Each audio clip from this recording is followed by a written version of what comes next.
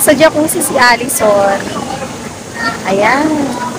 Enjoy na enjoy si Bunso. Kahapon tinawag ko na Bunso si Akamaru. Umiyak si Allison. Siya daw yung bunso. Ayan o, enjoy na enjoy naman si Allison.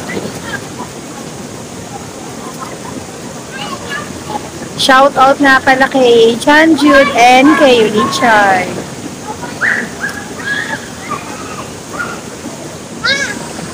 Nandito nga pala kami ngayon sa Shangri-La Hotel sa BGC.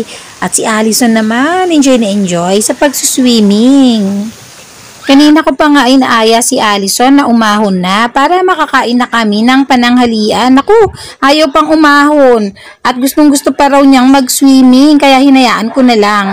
Sabi ko ilang minutes pa. Pinagbigyan ko na si Bunso at bihira na rin naman kami talagang makapag-staycation. Kaya, hayan, sige pagbigyan ng bata. Dapat kasi talaga, 4 days kami dito sa Shangri-La. Kaso, nagkamali kami ng booking at 3 days lang yung aming napabook.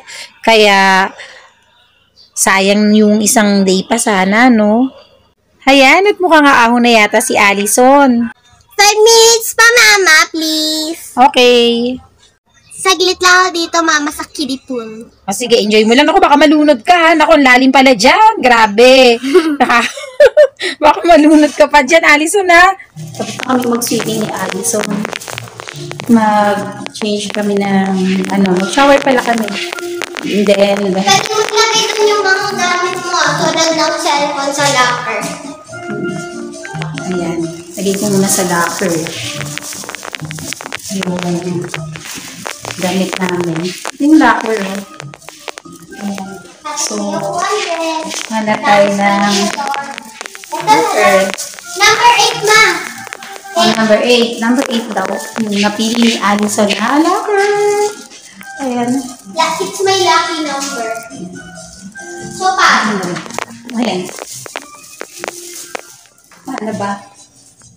Paano siya i-open? Ito lang.